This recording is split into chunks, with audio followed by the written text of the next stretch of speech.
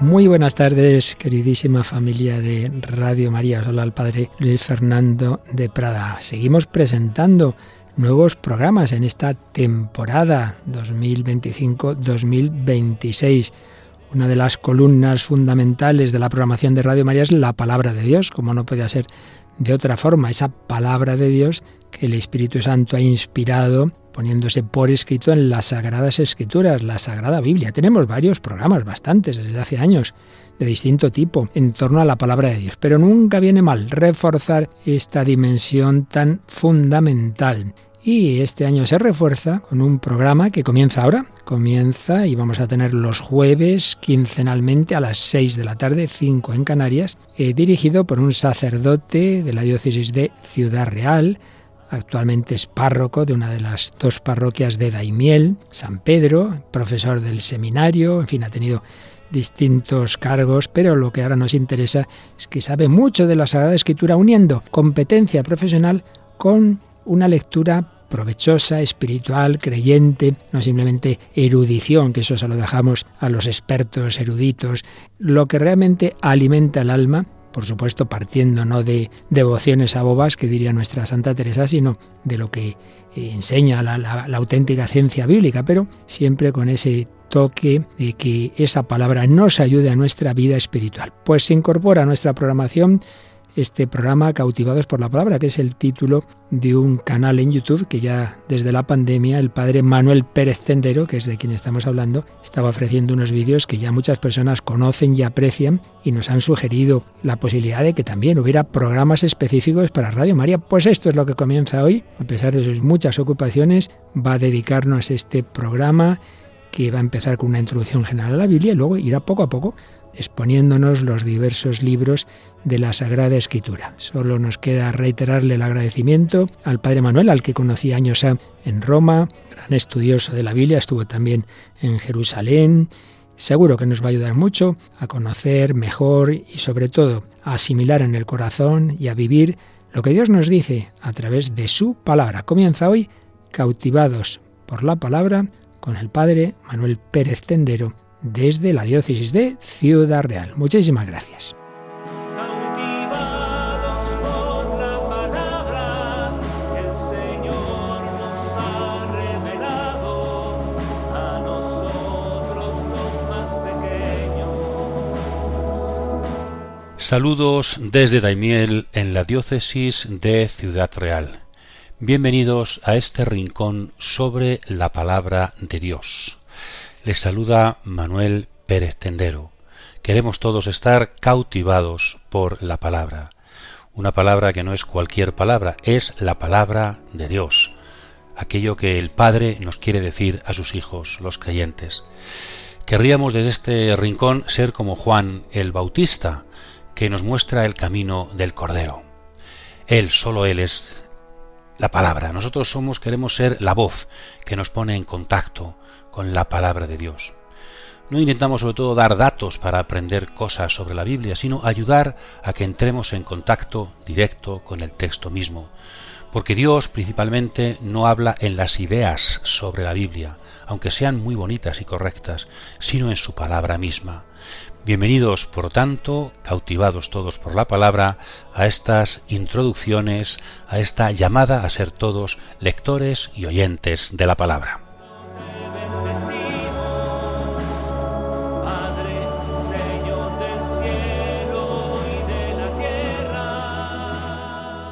En este primer programa querríamos hacer una introducción general a la Biblia, cómo afrontar nuestra lectura de la Biblia, y vamos a intentar de una forma, diríamos, pedagógica, mnemotécnica, hablar en el contenido que vamos a dar en 10 ideas principales. La primera idea tendría que ver con el texto precioso, os invitamos a leerlo, primero en el capítulo 10 del Evangelio según San Lucas, ¿os acordáis? Marta y María. Ahí está, yo creo, la clave de lo que tenemos que hacer con la palabra de Dios. Todos somos Marta, todos estamos llamados a recibir a Jesucristo que viene como palabra a nuestra casa. ¿Y cuál es siempre nuestra intención? ¿Cuál es la idea que tenemos de hospitalidad, como Abraham, como Marta? Servir al Señor, hacer muchas cosas por Jesús.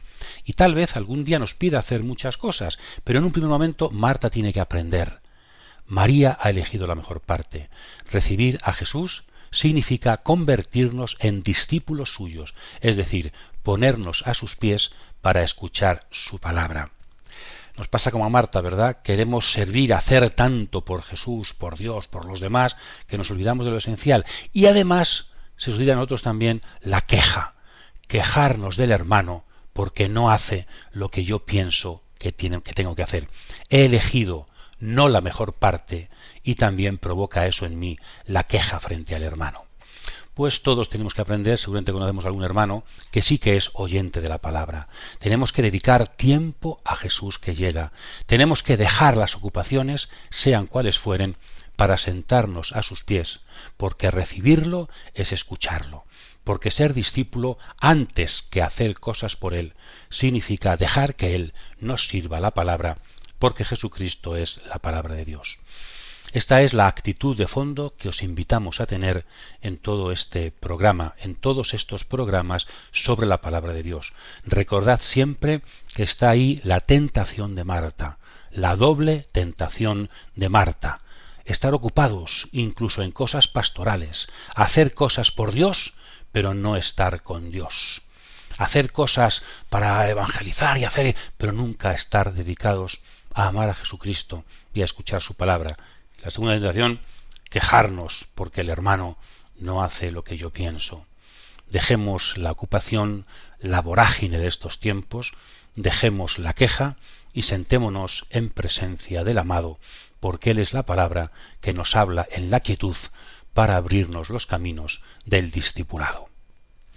Después de esta primera idea, creo que fundamental para comprender cuál es una correcta visión de la Biblia, de la palabra de Dios, la segunda idea sería reflexionar sobre el cristianismo y la Biblia. ¿Qué significa la Biblia para el cristianismo? Sabéis que hemos estado prácticamente 500 años desde la crisis protestante en el siglo XVI, donde en la Iglesia Católica era poco menos que pecado leer la Biblia porque había mucho miedo al protestantismo. Entonces, eso ya, gracias a Dios, se ha superado. No solamente no es pecado leer la Biblia, casi podríamos decir que es pecado no leerla, no escuchar la palabra de Dios, no escucharla en la liturgia, leerla personalmente, usarla en catequesis, en la oración. ¿Qué relación existe entre la religión católica y el libro bíblico? ¿Somos una religión del libro? Ya sabéis que se dice siempre que existen tres grandes religiones del libro.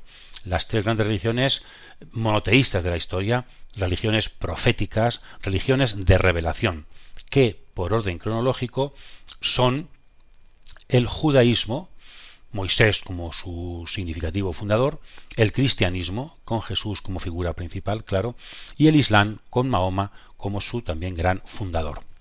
Los tres tienen libro. El Antiguo Testamento, o lo que los judíos llaman Tanakh, ley, profetas y escritos, sería el libro de Moisés, sería el libro del judaísmo. La Biblia entera sería el libro, Antiguo Testamento y Nuevo Testamento, sería el libro del cristianismo, y el Corán sería el libro de los maometanos, del Islam. ¿Existe una relación idéntica con el libro en las tres religiones? Profundicemos un poquito en esto, que me parece que es importante. Para un judío, aunque Moisés escribió la ley, la Torá, es más importante la ley que Moisés. Es más importante el libro que el personaje, que es un mediador. Pasa algo parecido con el Islam. Es más importante el Corán que Mahoma, que es el gran profeta para ellos, pero está por encima de él la palabra del Corán. En cambio, aquí tenemos la gran diferencia con el cristianismo. Para el cristianismo no es más importante la Biblia que Jesús. La Biblia es palabra de Dios, pero Jesucristo es la palabra de Dios hecha carne. En ese aspecto, la Biblia está al servicio de Jesucristo. La Biblia nos habla de Jesucristo. Jesucristo nos habla en la Biblia. Antes que religión del libro, el cristianismo es una religión de la persona. Cuando decimos religión de la palabra de Dios, pensamos inmediatamente no en la Biblia, sino en Jesús. Por tanto, importancia fundamental de la Biblia, pero supeditada a la persona de Jesús, el Verbo encarnado, muerto y resucitado. La fe cristiana no es una relación con la Biblia, es una relación personal con Jesús, que es Dios, y la Biblia es un medio fundamental, necesario, privilegiado para esa relación de fe que es con Jesucristo. Lo mismo sucede si hablamos de la salvación. Para un judío Moisés no los salva, sino que los salva el cumplimiento de la ley, de la palabra escrita. Lo mismo para el Islam, lo fundamental no es Mahoma, lo que salva es la sumisión, eso significa Islam, al Corán, a las leyes de Dios, de Alá. En cambio, para el cristianismo, lo que nos salva no es leer la Biblia, rezar con la Biblia, ni siquiera cumplir la Biblia. Lo que nos salva es Jesucristo. Si Jesús no hubiera muerto y resucitado, no podríamos haber sido salvados. Para el judío Moisés no le salva, para el Mahoma no le salva. En cambio, para el cristiano Jesús sí salva. Es el único salvador. Nos ha salvado una biografía humana, la biografía humana del Hijo de Dios. Y esto sucede precisamente por esto, porque para el judaísmo, para ellos, Moisés no es Dios. Para el Islam, Mahoma no es Dios. En cambio, el cristianismo se atreve a decir que Jesús, nuestro fundador, el hombre Jesús, es el Hijo de Dios, es Dios. Por tanto, religión del libro sí, pero un poco sui generis. Es sobre todo religión de la persona.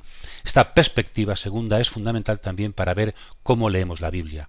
No para que la leamos menos, sino para que la leamos más, pero en su lectura, en su escucha profunda, haya siempre una búsqueda intensa del rostro de Jesús, porque Él vive, Él ha resucitado, Él es Dios, y nuestra relación con Él es la clave de nuestra fe.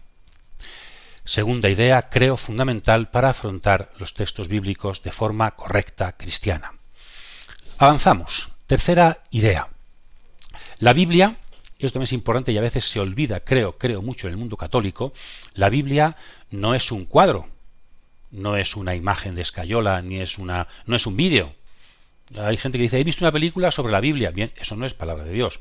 La Biblia es un fenómeno literario, es un texto escrito, ni siquiera es palabra oral, es palabra escrita, es literatura. Por tanto, tenemos que tomarnos muy en serio el aspecto literario para comprender la Biblia. No se interpreta igual una película que un libro, una imagen de madera que un libro, lo que queráis, una puesta de sol. Entonces la Biblia tiene características literarias y hay que tomárnoslo en serio. Y el primer aspecto, que también olvidamos a veces, es que la palabra Biblia, como creo sabéis todos, es una palabra griega que es un neutro plural. Significa libros, conjunto de libros.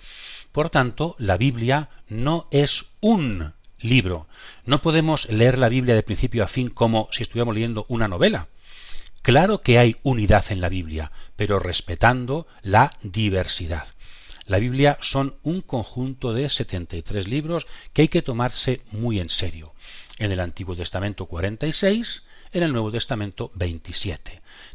No es lo mismo un libro que se escribió en hebreo en el siglo VI a.C. que un libro escrito en el siglo I en griego desde Cristo.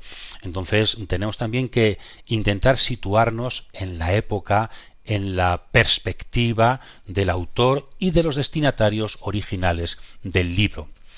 Y digo, la división fundamental para los cristianos está entre Antiguo Testamento y Nuevo Testamento. Sería bueno, no queremos aquí tampoco meternos demasiado en profundidades, pero que conociéramos, en cualquier Biblia al principio lo tenéis, en la introducción, que conociéramos bien la división de la Biblia hebrea, la Biblia más primitiva, escrita en hebreo y arameo, que se divide en tres partes. Jesús mismo lo decía, en Lucas 24 lo dice, la ley y los profetas, o Moisés y los profetas y los salmos. Hay una división tripartita. La ley, Torá en hebreo, que son 5 libros. Después están los profetas, que es la mayoría de los libros, y luego el resto, que se llaman salmos y otros escritos. Ahí también están pues Daniel, ahí están libros sapienciales como Proverbios, como Job. Entonces, la Biblia hebrea.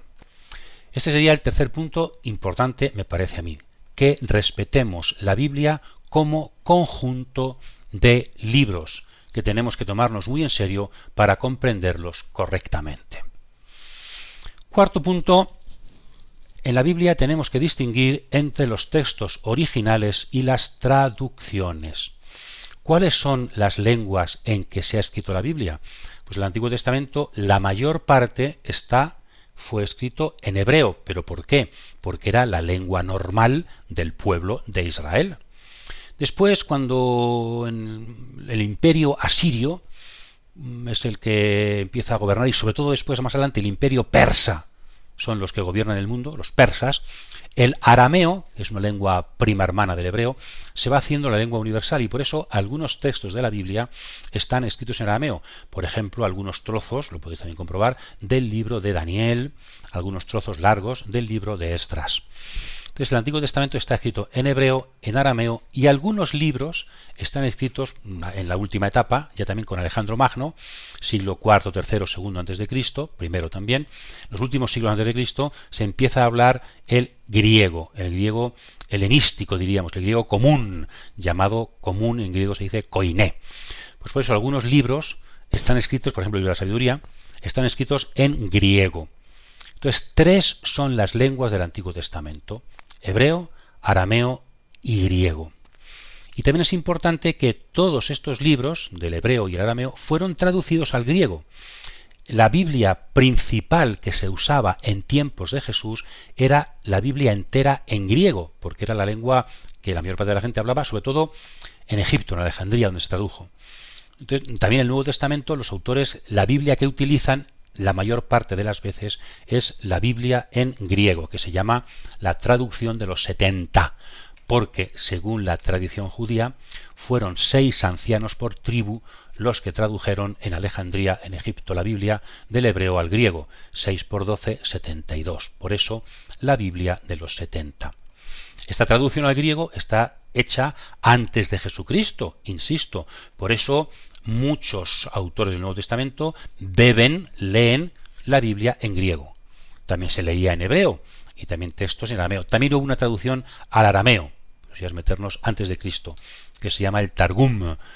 Ya nos metemos en más. Entonces tenemos que el Antiguo Testamento tiene 3 lenguas originales y el Nuevo Testamento, aunque en esto hay algunos autores que discuten, pero la mayoría de los expertos nos dicen que todo el Nuevo Testamento, sus 27 libros, están escritos en griego, aunque es un griego, claro, de personas que también tenían una cultura semítica, que también hablaban un poco de arameo y quizá hebreo, pero están escritos en griego. Por tanto, 3 lenguas para el Antiguo Testamento originales, una lengua para el Nuevo Testamento. Entonces, ¿qué es lo que está inspirado estos textos? Si yo traduzco al español un texto y me equivoco en la traducción que yo he hecho al español no está inspirada por Dios. Dios no inspira al traductor, o una traducción al latín, o al inglés, Por eso es importante hacer muy bien las traducciones, y por eso los investigadores que hacen exégesis, que se llama, investigación bíblica, investigan sobre los textos originales, que no siempre es fácil encontrar, porque tiene que tener en cuenta que los textos originales manuscritos de Mateo, de Marcos, de Isaías, se han perdido. Tenemos muchas copias, muchísimas copias, traducciones antiguas, pero a veces hay datos pequeños en que no coinciden, y por eso hay que reconstruir el texto original para desde ahí hacer la traducción y la interpretación de los textos. ¿Esto por qué insisto tanto en ello? Para que no seamos fundamentalistas. Es que la Biblia dice... ¿Qué Biblia? ¿La Biblia traducida al inglés por este señor? ¿La Biblia en castellano, que es diferente esta traducción a aquella? Entonces tenemos que tener cuidado para no sacar demasiadas conclusiones, demasiado deprisa, de algunas ideas que son fruto, a veces, de las ideas del traductor. Entonces hace falta en esto mucha ciencia, mucha humildad y mucha fe. Entonces, hay que diferenciar, cuarto punto, entre textos originales y traducciones. No sabemos si los 70, la traducción griega, que es previa a Cristo, está también inspirada por el Espíritu. En esto hay mucha discusión. Pero lo que está claro es que las traducciones posteriores a Cristo no están inspiradas. El hecho de la traducción. En tanto en cuanto son traducciones correctas, por supuesto que son palabra de Dios dirigida a nosotros. Por tanto, nos fiamos de las Biblias, pero siempre sabiendo que tiene que haber una labor de nuestros hermanos, los investigadores, que hacen un gran servicio a la Iglesia. Como quinto punto, también es importante esta dimensión literaria, que tengamos en cuenta que si la Biblia es un texto literario, es muy importante que sepamos que es un texto que tiene en cuenta los géneros literarios que entonces se usaban. Os pongo algún ejemplo, que en esto ha habido muchos problemas en la historia de la Iglesia, tanto para la fe como para la relación fe-ciencia. Un ejemplo muy sencillo, que a ver si todos entendemos y se me entiende bien. Por favor, en esto entendedlo bien, no saquéis conclusiones antes de entendámoslo bien. Si yo veo la película Las Crónicas de Narnia, que muchos habréis visto, aparece un león, Aslan, que habla. Hay un león que habla.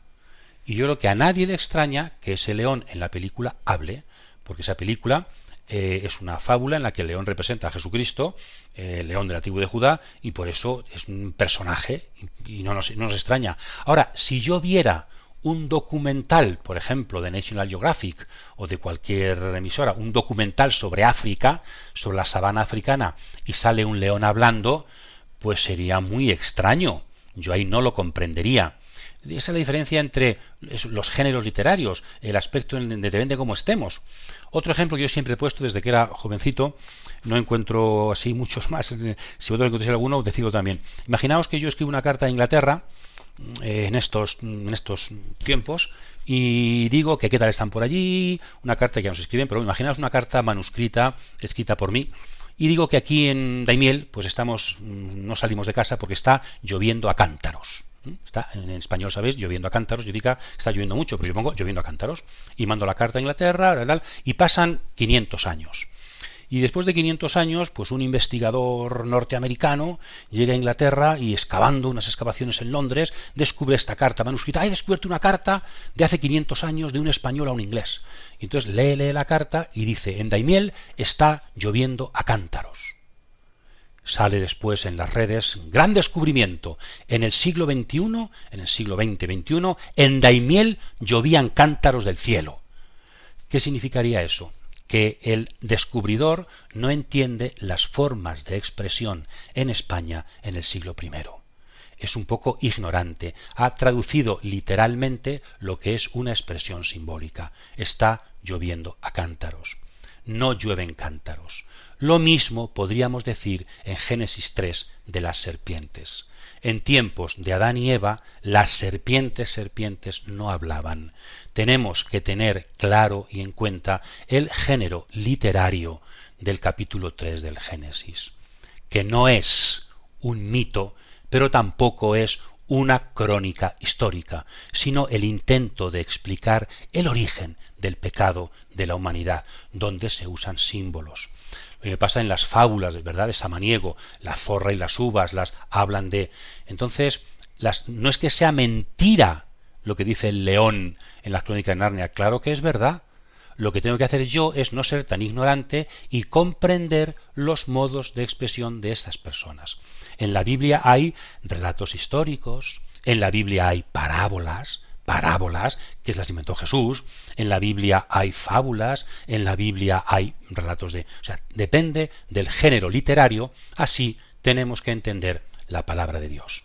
Por tanto, yo creo muchos fantasmas se nos habrían quitado, muchos problemas entre la Biblia y la ciencia se nos habrían quitado si hubiéramos comprendido nosotros y los científicos, que tampoco de esto yo creo sabían mucho, si hubiéramos comprendido correctamente los géneros literarios de la Biblia para aprender a conocer el sentido literal. No es que yo cambie el sentido, no es que, entendedme bien, no es que en el siglo XXI seamos más listos que el autor de Génesis 3, sino que el autor de Génesis 3 no quería decir lo que algunas personas que somos un poquito ignorantes creemos que dice. No, intentemos entender lo que Él nos dice, intentemos entender la parábola. Nosotros no somos ovejas, pero el Señor pone el ejemplo del buen pastor, que es un símbolo para expresar su relación con nosotros. Lámpara es tu palabra para mis pasos, luz en mi sendero. Lámpara es tu palabra para mis pasos, luz en mi sendero. Luz, tu palabra es la luz. Luz, tu palabra es la luz. Tus justos mandamientos. Señor, dame vida según tu promesa. Lámpara es tu palabra para mis pasos, luz en mi sendero.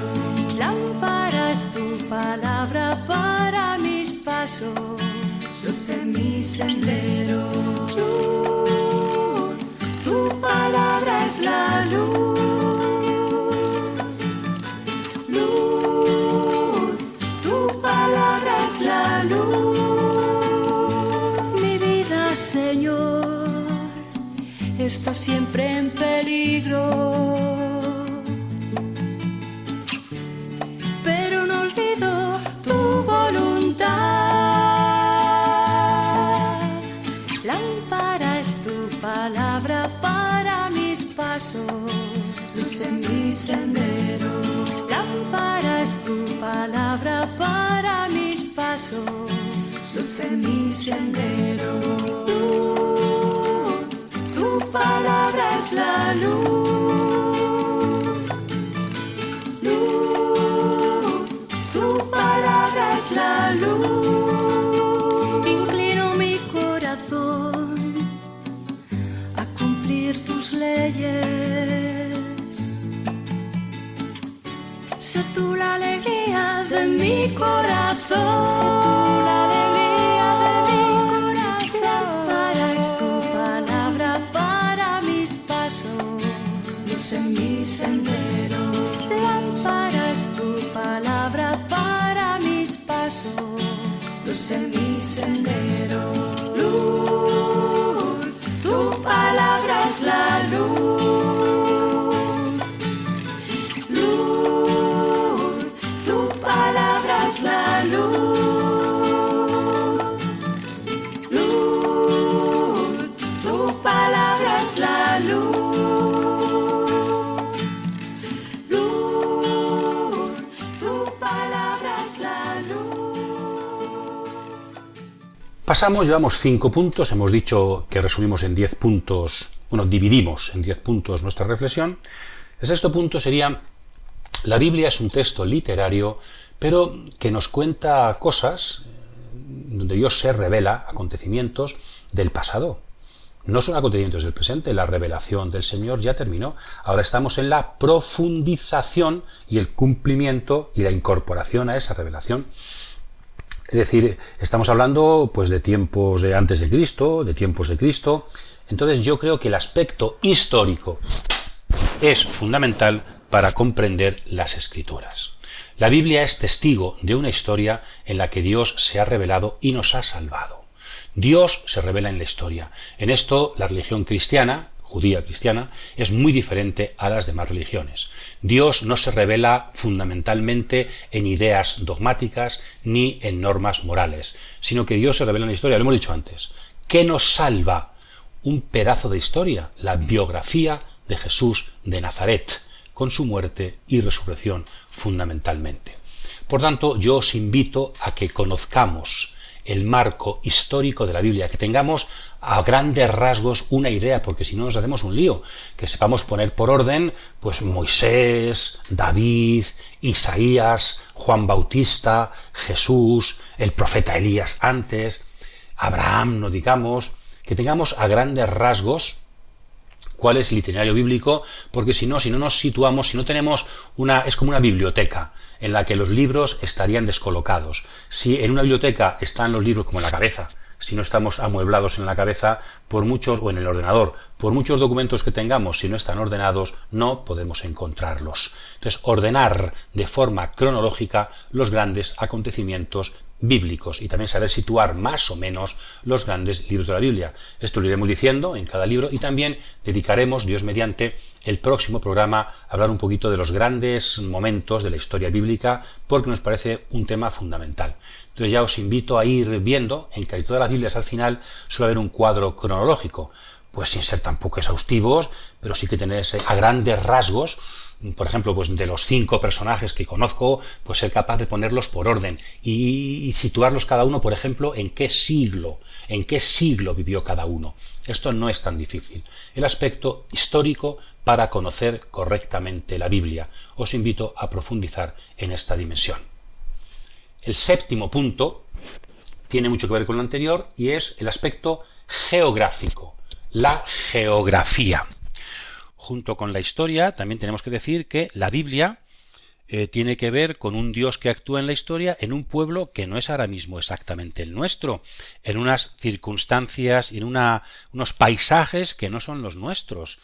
Por tanto, conocer el paisaje es muy importante para conocer a la persona. No es lo mismo una cultura esquimal cerca del Polo Norte que una cultura del trópico o una cultura mediterránea.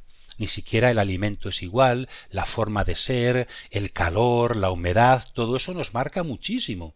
Entonces sería muy bueno también tener unos ciertos rudimentos de geografía bíblica. Pues un mapa, en esto Internet ahora mismo nos ayuda mucho, ¿verdad? Mapas de Tierra Santa, mapas del Antiguo Testamento, saber situar ahí, sobre todo, dónde está Jerusalén, dónde está Jericó, dónde está Nazaret, dónde está Cafarnaúm y el lago de Galilea, dónde está Belén. Hay sobre todo el saber distinguir el río Jordán como gran columna vertebral de Tierra Santa. Lo que está a la izquierda, al oeste, es todo Cisjordania. Ahora está muy de moda todo esto, ¿verdad? Con los conflictos que hay. Cis significa a este lado y trans significa al otro lado. Entonces lo que está a la izquierda, al oeste del Jordán, es Cisjordania, lo que está a la derecha es Transjordania, que son ambas tierra bíblica, pero más sobre todo Cisjordania. Ahí están, pues eso, Nazaret, el lago está entre ambos, ¿verdad? El lago está en el Jordán, por tanto, comparte Cisjordania con Transjordania. De hecho, el lago de Galilea, en la época de Jesús, la zona cisjordana era más judía, la zona transjordana era más bien pagana, la zona de la Decápolis. Muchos hablan de Tierra Santa como de el quinto evangelio, porque es verdad que la geografía nos configura y poder visitar los lugares de Jesús nos hace conocer mejor a Jesús y conocer mejor los evangelios y conocer mejor la tierra de la Biblia.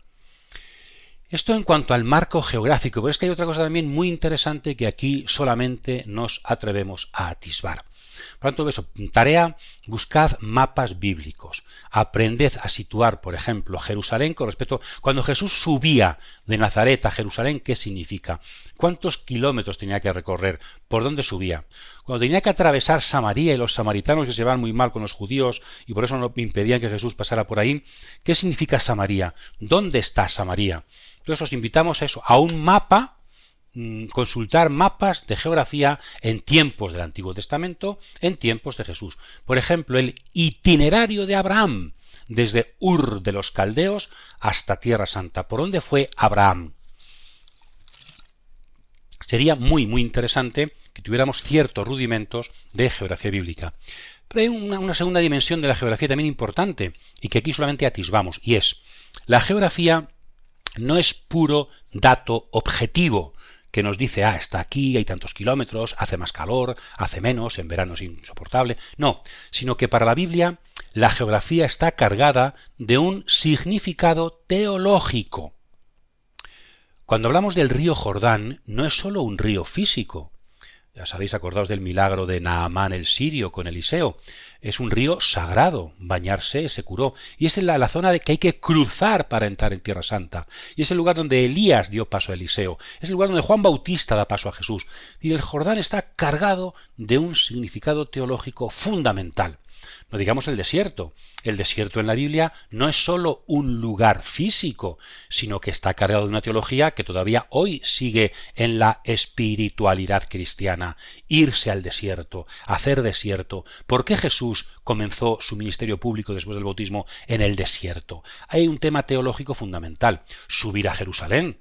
Subir, también el verbo subir a Jerusalén. Cuando uno venía de Galilea, subía a Jerusalén. ¿Qué significa subir a Jerusalén? Jerusalén, el monte Sión, es un lugar teológico, y subir expresa una idea religiosa. Subir al encuentro de Dios, que habita en Sión, porque allí está el templo donde estaba antiguamente el arca de la alianza, ¿verdad? Entonces, también la teología de los lugares. Ya os he dicho antes, cuando en el Evangelio pone pasó a la otra orilla, no es solamente una cuestión geográfica. En la otra orilla vivían los paganos, por tanto, es una especie de viaje misionero de Jesús y sus discípulos.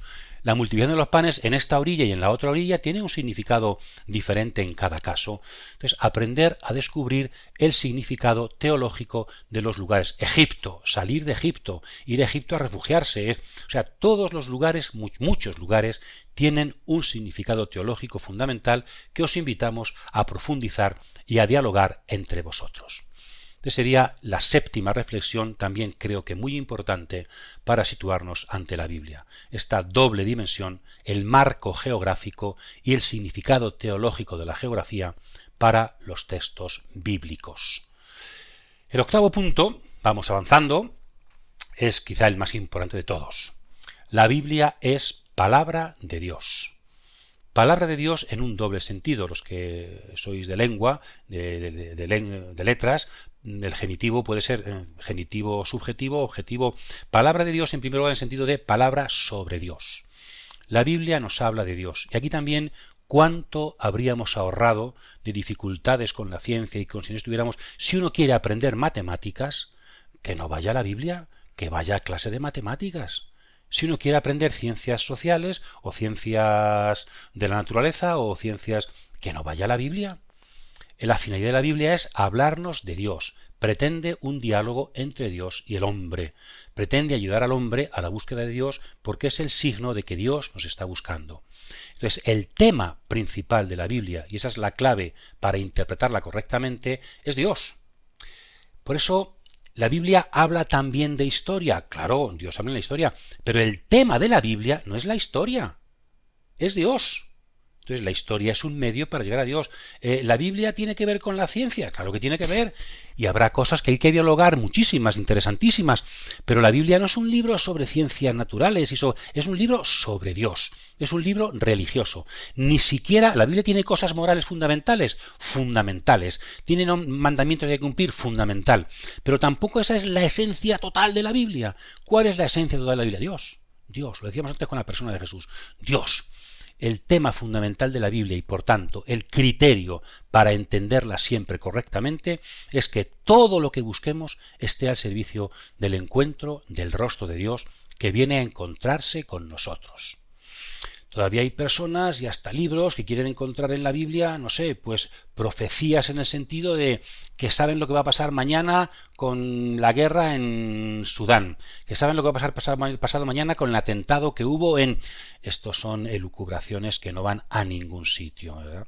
Entonces, la Biblia es un libro sobre Dios, palabras sobre Dios. Pero también y sobre todo, la Biblia es algo más que libro religioso, porque palabras sobre Dios también son los libros hinduistas, también es el Corán, también son los libros que el Papa escribe, o San Juan de Ávila, o Santo Tomás de Villanueva, o Santa Teresa de Jesús, o las homilías de los sacerdotes. Esto también es palabra sobre Dios, más o menos correcta. Hay aquí un punto aún más importante que sería nuestro noveno punto, y es que la Biblia es palabra de Dios en el sentido de genitivo subjetivo. De Dios, el genitivo, indica el sujeto del antecedente, palabra. Es decir, la Biblia, Dios habla en la Biblia. La Biblia, creemos los cristianos, no es sólo palabra sobre Dios, sino palabra de Dios. La Biblia es una carta de Dios Padre a su Iglesia, a sus hijos. ¿Y eso por qué? ¿Qué diferencia en esto? Podemos decir también que la homilía del sacerdote es palabra sobre Dios, pero no es palabra de Dios. Nos ayuda a entender la palabra de Dios. Ni siquiera las encíclicas y los concilios y los libros de los santos no son libros directamente en los que Dios habla. Claro que Dios me puede hablar indirectamente a través de ellos, pero no son palabra de Dios en el sentido técnico de la palabra. ¿Y por qué es la Biblia palabra de Dios? Porque está inspirada. Este es el concepto más importante de los que yo hoy quería comunicaros, quería tratar con vosotros. El concepto de inspiración. La Biblia es palabra de Dios porque Dios ha inspirado a los autores, ha inspirado también lo que ellos escribían para que no solamente fuera palabra humana, sino palabra divina. Por eso, no es suficiente con conocer los géneros literarios. Es fundamental. No es suficiente con conocer la historia, la geografía. Todo eso ayuda al aspecto humano, que es imprescindible, pero insuficiente. Tenemos también que escuchar a Dios en la palabra de Dios. Entonces, no se puede reducir la Biblia solamente a palabra humana, porque es palabra inspirada. Dios nos habla en los textos bíblicos. Es también cierto lo contrario. No podemos reducir la Biblia a palabra de Dios eliminando el aspecto humano, como hace el fundamentalismo. Es como le dijeron a Jesús, Felipe, ¿verdad? Jesús, muéstranos al Padre y nos basta. Y Jesús dice, ¿cómo qué? Felipe, tanto tiempo y no me conoces. Para ver al Padre tienes que mirarme a mí, hombre Jesús. Eso es la Biblia, que está muy en relación con el misterio de la encarnación. La inspiración es en la Biblia algo semejante, análogo, a la encarnación en la persona de Jesús. ¿Quién es Jesús? La palabra personal de Dios que se ha encarnado por obra del Espíritu en María. Entonces, este hombre es Dios. Pues la Biblia igual, esta palabra de Mateo es palabra de Dios por la inspiración, por la labor del Espíritu.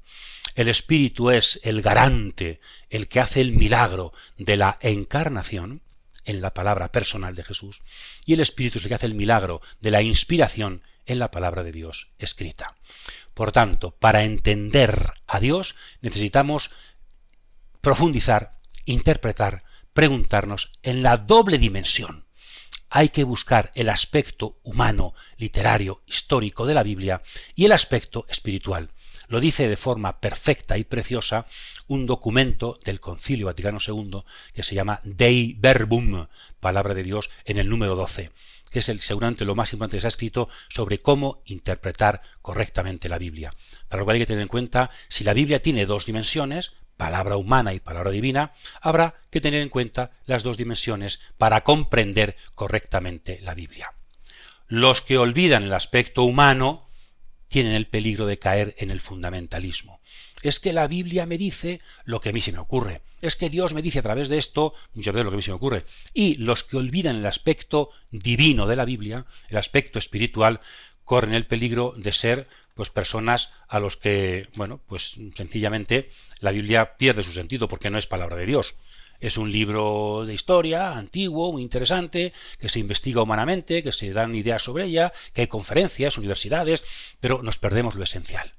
Si no somos capaces de escuchar a Dios en las palabras humanas de la Biblia, no estamos comprendiendo el misterio. Igual que si no somos capaces de ver a Dios en el rostro humano de Jesús, no hemos comprendido el cristianismo. Os invito a profundizar en esta preciosa, ya lo hizo Pío XII, ¿verdad?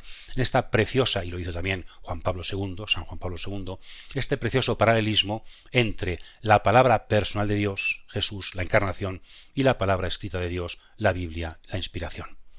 Sabiendo siempre, como dijimos al principio, que la palabra es Jesús. Supeditada a ello está la Biblia. Y pasamos al 10º y último punto, que en el fondo es un poco la conclusión a todo esto. La Biblia, por tanto, me gustaría compararlo con un idioma. Existe el chino, el inglés, el castellano, el francés, el italiano. La Biblia es como el lenguaje de la familia de Dios. Es el lenguaje que no es el lenguaje de los teólogos, no es el lenguaje de los investigadores y expertos en Biblia. La Biblia no se escribió para los estudiosos. Los estudiosos nos ayudan a comprenderla. Entonces tenemos el peligro de pensar, como la Biblia es muy difícil, y a veces la ponen muy difícil los estudiosos de sus libros que publican, dejémosela a ellos y nosotros conformémonos con otro tipo de devociones y dejemos la Biblia. Eso es un gravísimo error. La Biblia es el lenguaje de los hijos de Dios. ¿Y cómo se aprende? Yo os invito a ver cómo se aprende un lenguaje. ¿Cómo se aprende un idioma? Cuando los que tenéis hijos pequeños, un niño con 1 año, con medio año, con 3 meses, le mandamos a la escuela a que aprenda castellano para luego poder hablar con él. ¿Os imagináis a una madre hablando con un niño pequeño que una vecina le diga: «¡Qué tonta eres! ¿Por qué le hablas si tiene 3 meses y no te entiende?» ¿Verdad que sería una estupidez? ¿Una ignorancia por parte de la vecina? La madre no le habla al niño porque la entienda, para que la entienda, sino que algún día la entenderá porque le habla. Si un niño esperamos a que aprenda español para poder hablarle, nunca le hablaremos. Es decir, nosotros creemos que la realidad funciona: primero aprendemos o primero comprendemos y después leemos. Entonces, claro, como yo no comprendo la Biblia, ¿cuál es la conclusión? No la leo. Estamos malentendiendo. Situaos como los niños pequeños. Tenemos que escuchar la Biblia, aunque no la entendamos. Tenemos que leer la Biblia, aunque no la entendamos, como el niño pequeño. ¿Verdad que entendéis el ejemplo? Algún día comprenderemos. Primero no es el logopeda, primero no es el maestro, primero es la mamá y el papá que le hablan al niño. Entonces, nunca, jamás permitáis la excusa de: como no entiendo la Biblia, no la leo. Eso es no comprender lo que es no solo la Biblia, sino la vida. Como mi hijo tiene 1 mes y no me entiende, no le hablo. Hasta que no tenga 15 años, hasta que no tenga 5 años, no le hablo. Eso es una estupidez. Le hablo para que algún día me entienda. No es primero la clase y luego se le habla. No es el logopeda o el maestro quien enseña a hablar, sino lo que se escucha en el hogar. Y si uno nace en una familia española, aprenderá castellano. Y si uno nace en una familia, aprenderá español. En una familia inglesa, aprenderá inglés. Y si uno nace en una familia cristiana, aprenderá el lenguaje de Dios, que es la Biblia. Por tanto, leed. No os importe si no comprendéis, leed. De hecho, aquí tenemos el ejemplo de María de Nazaret, que guardaba todas esas cosas en su corazón, dice San Lucas, y no siempre comprendía. Cuando a los 12 años Jesús les dijo: ¿por qué me buscáis?, María no comprendió, ni José, lo dice el texto, no comprendieron, pero María guardaba en su corazón. Esto es acercarnos a la Biblia, leer y guardar en el corazón para que algún día comprendamos. Lo más importante de la Biblia no es saber ideas sobre la Biblia, sino escuchar con cariño el lenguaje materno. El niño, cuando aprende a hablar, no es que sepa ya el significado. Cuando dice papá, mamá, está relacionándose. No sabemos cuál será su mundo conceptual, pero está claro que es una relación. Más allá que una transmisión de ideas, el lenguaje es una comunicación de personas, es una forma de relacionarnos con los demás. Pues entonces aprovechemos la Biblia para decirle papá a Dios, para dejar que Él nos hable, entendamos más o entendamos menos, porque esta será la mejor forma de que podamos ir entrando en el lenguaje de Dios y comprendamos no solo la Biblia, sino las formas de actuar que Dios tiene también en el siglo XXI, en esta historia, en esta iglesia, en mi propia vida. Es fundamental el contacto directo con los textos. Ojalá que este programa nos ayude no tanto a saber cosas sobre la Biblia, sino a darnos sed de contacto directo con los textos, para que como niños vayamos poco a poco balbuceando el lenguaje de Dios y aprendiendo el cariño que nos transmite a través de sus palabras. Desde Daimiel un saludo y que el Señor os bendiga a todos. Nos vemos pronto. Un saludo fraterno.